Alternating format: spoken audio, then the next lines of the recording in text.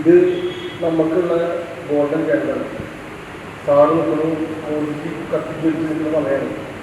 ഈ ചാൻസ് തൃശ്ശൂർ കളയിട്ട് അത് സാറ് വേണ്ടിയില്ല പറഞ്ഞത്, തൃശ്ശൂർക്കാരായ ഞങ്ങൾക്ക് വേണ്ടിയാണ്. ഞാൻ CM സ്കൂളിൽ പഠിച്ചാണ്. എൻ്റെ പാരമ്പര്യം എന്ന് പറഞ്ഞാൽ ABP ആദ്യമായിട്ട് CM സ്കൂളിൽ കൊണ്ടുവന്നത് നമ്മളാണ്.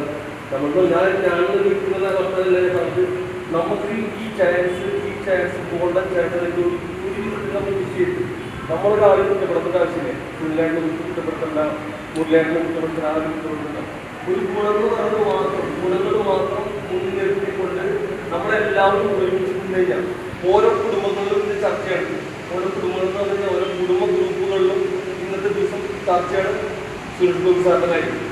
അപ്പോൾ നമുക്ക് ഇത് നമ്മൾ മുതലെടുക്കേണ്ട ആവശ്യമില്ല. നമ്മൾ ചെയ്ത നന്മകൾ കൊണ്ട് മാത്രം നമ്മൾക്ക് ഈ പ്രാവശ്യം തൃശ്ശൂർ നേടിയെടുക്കണം. പിന്നെ പറയാനുള്ളത് നിലപാട് എന്താണ്?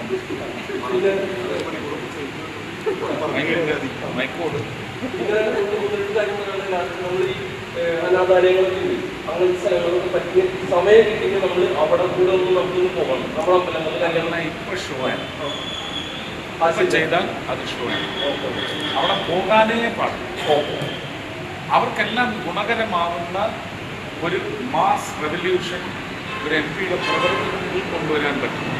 അത് ചെയ്താൽ മതി. അവരെ ഈ ജന്മം കാണേണ്ടതില്ല. അവർക്ക് ഫലവത്തായി പ്രവർത്തിക്കാൻ സാധിച്ചാൽ എനിക്ക് ആ ഷോയിലും തള്ളിലും എനിക്ക് താല്പര്യം തീരെ.